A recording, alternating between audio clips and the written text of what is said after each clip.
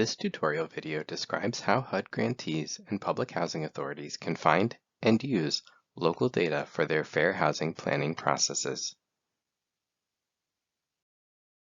In this video, you will learn what local data is, its importance for fair housing planning processes, and some of the key questions it can help you answer, where and how to find local data sources, considerations for collecting it, and finally, how to combine local data with HUD-provided data and other national data sources to complete a detailed analysis of local conditions. What is local data, and why is it important for fair housing planning? Local data is a term specifically defined in assessments of fair housing and refers to metrics, statistics, and other quantified information that are relevant to program participants' geographic areas of analysis. Local data under the AFH definition also includes certain qualifiers. Specifically, local data are subject to a determination of statistical validity by HUD, are relevant to the program participants' geographic areas of analysis, can be found through a reasonable amount of searching, are readily available at little or no cost, and are necessary for the completion of the AFH using the assessment tool. More generally, there are a few additional characteristics of local data to understand. First, there are many forms local data can take, from geospatial data that can be mapped to summarized information about a jurisdiction, population, or region. Some data sources may even have information about specific housing developments or even individual program participants that you will need to determine how best to summarize and present. Second, although HUD uses the term local data to specifically refer to quantified information, this does not mean that it excludes qualitative data. For example, local data can include information from sources such as surveys of program participants or the broader community. Third, HUD also defines the related term local knowledge, which provides a helpful complement to local data. Local knowledge includes information that tends to not be easily quantified, such as laws, plans, and policies that impact the jurisdiction or region, specific efforts to develop or demolish housing or community assets, or local history on fair housing issues. The specific local data available and relevant will vary with each grantee or public housing authority's jurisdiction and region, but common examples include data related to public programs, schools, population demographics, neighborhood conditions, land use and zoning, and housing development activities. We will cover these in more detail later in this video. Although the information provided by HUD through the AFFH data and mapping tool and other federal datasets provide an excellent starting point for fair housing assessment and planning, there are of course limitations that local data can help to overcome. One of the most critical limitations to consider is that HUD is only able to provide data for federally protected class groups for which nationally uniform data are available.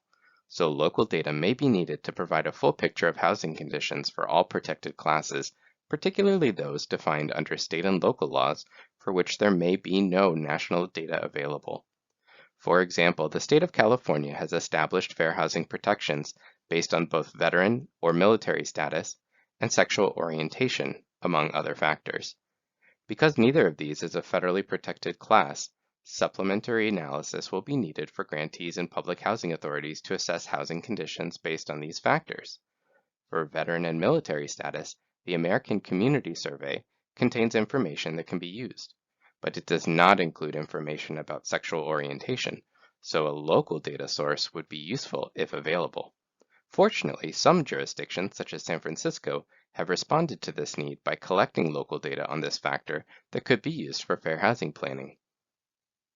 In addition to covering additional protected classes, local data can also supplement HUD's data in a number of other ways, including providing more up-to-date or more accurate information, better alignment with local planning geographies such as neighborhood planning units or local political boundaries, though this can also sometimes be accomplished by working with HUD's raw data files. Data about the production, targeting, and service areas of housing and other public programs and services not covered by HUD. Data collected directly from local residents, for example via survey. Coverage of topics or types of data that are not included in national datasets, such as population projections, indicators of neighborhood opportunity, or more specific information about housing quality. Where local data are available to play these roles, they can significantly improve the quality, inclusiveness, and utility of fair housing planning processes. As an example of real-world local data, here are two examples from the recent Chicago Blueprint for Fair Housing. The image on the left is a map of a walkability index created by the Chicago Metropolitan Agency for Planning. The image on the right is a map of areas eligible for tax increment financing. Both of these are topics not covered in the public national datasets, so the local data serves as a helpful supplement. Note that in this case, neither data source has specific information about protected classes, so the analysis relies on the geographic relationships between these data and the geographic distribution of protected class characteristics. Where to find local data? With the rapid growth in the availability of data and organizations' capacity to work with it, local data is more available now than ever before. But it's important to know where and how to find local data. There are several types of organizations that commonly maintain local data, including local or regional universities who may have relevant research or reports, other public and private agencies which may have relevant data or knowledge. This includes state-level agencies who often maintain statewide datasets on schools, public health, and other topics. Regional planning entities such as councils of governments or metropolitan planning organizations often serve some type of regional data warehousing role. And finally, local community-based organizations may be willing to share administrative data, survey results, or descriptive statistics. Some local data will be readily available from organizations or public agency websites or open data portals. An example is local administrative boundary GIS files, which can often be downloaded through an open data portal, planning agency, or GIS department website. In other cases, obtaining local data will require contacting an organization to specifically request a dataset or potentially the generation of a particular report or summary of a dataset that organization maintains. Accessing some types of data may require partnership with other organizations in order to effectively utilize it. For an example, a public agency may maintain a dataset that contains personally identifiable information that cannot be shared directly. In this case, it may be necessary to request time from that agency's staff to analyze, summarize, or visualize the data. Lastly, some data may not exist, but you can explore whether it is feasible to undertake a new data collection effort. If it is not feasible to collect this data within the time frame and budget of a fair housing planning process that is already underway, consider whether this need could be addressed over time through modifying existing data collection practices. For example, perhaps existing data collection on program participants could be modified to include new information about a protected class status not previously covered. In cases where local data does not exist and it isn't possible to collect, explore other options such as better understanding these conditions by emphasizing them in engagement activities. The next series of slides provide a detailed list of common local data that may be relevant for fair housing planning and typical sources where they can be found. These are grouped by topic area.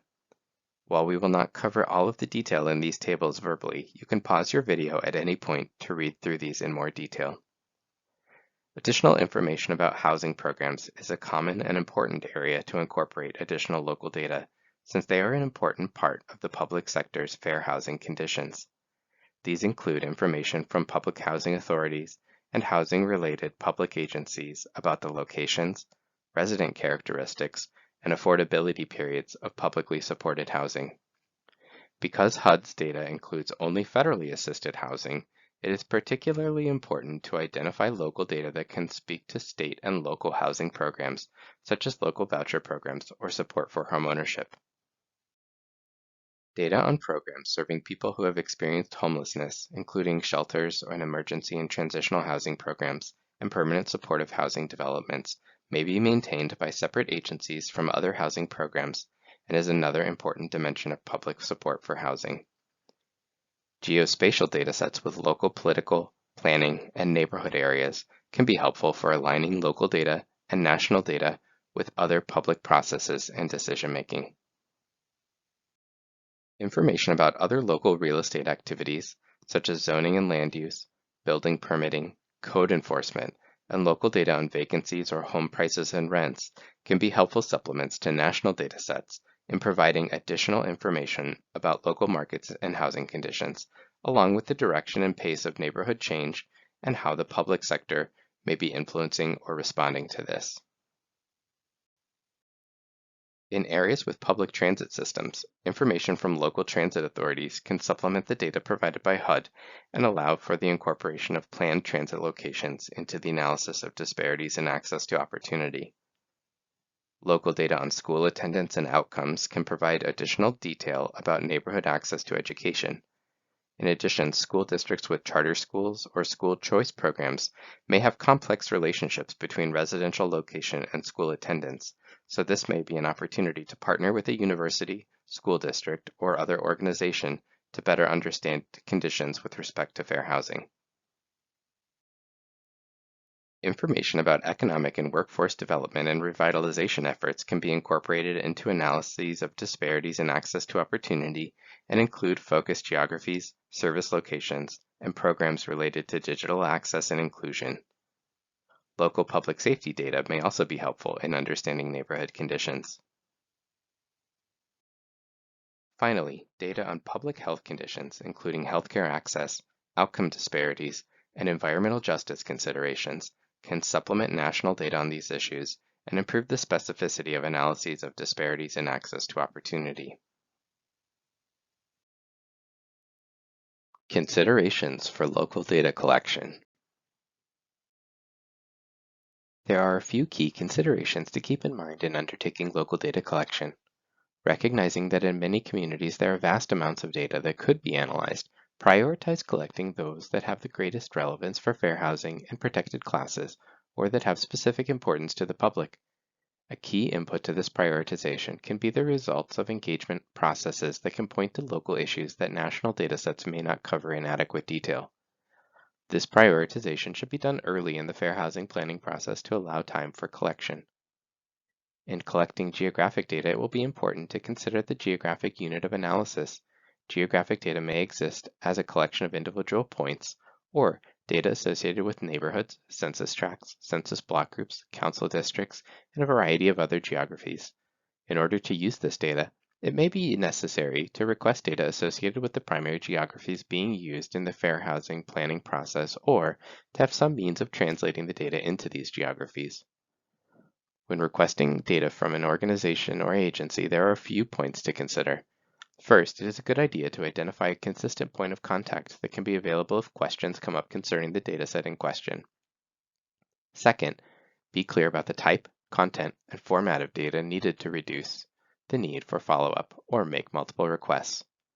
Third, requesting a data dictionary or other documentation where available will help to clarify assumptions and what fields in the dataset refer to.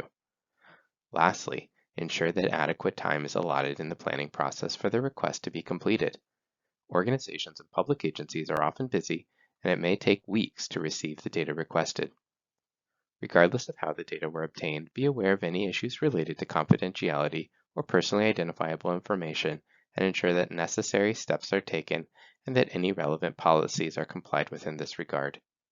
Finally, any local data collected for fair housing planning purposes should, where feasible, be submitted to HUD along with any assessment of fair housing or analysis of impediments to fair housing choice so that HUD can better understand the basis for the conclusions. Incorporating local data into fair housing planning. Once local data have been collected, they must be incorporated into the fair housing planning process. This can happen at multiple points in the planning process. Most frequently, local data are used in the analysis of fair housing issues and contributing factors, where it is common to see tables and maps based on local data. But local data can also play an important role in the facilitation of stakeholder engagement processes to establish a shared understanding of conditions or to compare the results from quantitative or geographic analyses with stakeholders' knowledge and lived experiences. Finally, local data may play an important role in determining goals and strategies, as it is often important to understand current production levels, geographic concentrations, and other factors in order to set meaningful and measurable goals. In terms of how local data can best be incorporated into the process, there are a number of entry points for local data depending on the nature of the local data and the intended use in the process. In most cases, the combination of national and local data available will not provide all of the desired information for fair housing planning, so the process will depend on making the best use of the data that is available. In the best case scenario, local data can be related to fair housing issues through explicit coverage of protected classes, typically because it is disaggregated by race, gender, language spoken, or other factors. An example would be a dataset of recipients in a locally funded voucher-based housing assistance program. If the program collects information about the characteristics of beneficiaries, this could allow a summary of participants based on protected class status. Because many local data lack explicit information about protected class status, or at least not all protected classes that are relevant for fair housing planning, a common strategy is to relate the information to fair housing issues through geographic relationships. This can be done through both descriptive statistics and visual analysis. For example, a dataset containing information about disparities in health outcomes by census tract, but without information disaggregated by protected class status, could either be joined to a table containing protected class characteristics by census tract and summarized, or visualized as a map and compared to maps of protected class distributions. HUD's AFFH data and mapping tool presents examples of both of these approaches to geographic relationships analysis. Finally, some local data may not be able to be incorporated via protected class or geographic relationship analysis, but may still be valuable to incorporate. Local data about a key issue facing the jurisdiction or region, such as population projections, in a place where population decline, for example, may provide valuable context for fair housing planning, even if that information is not broken out by a neighborhood geography or by protected class status.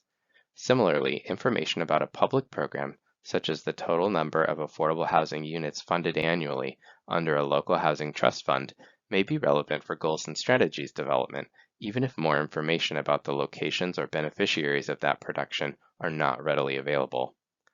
In all cases, it is helpful to anticipate these methods of incorporation when undertaking data collection processes to ensure the best alignment between the data collected and the intended use cases. We hope this has been a helpful introduction to the use of local data for fair housing planning. To learn more about this tool and fair housing planning more generally, please visit HUD's Affirmatively Furthering Fair Housing page.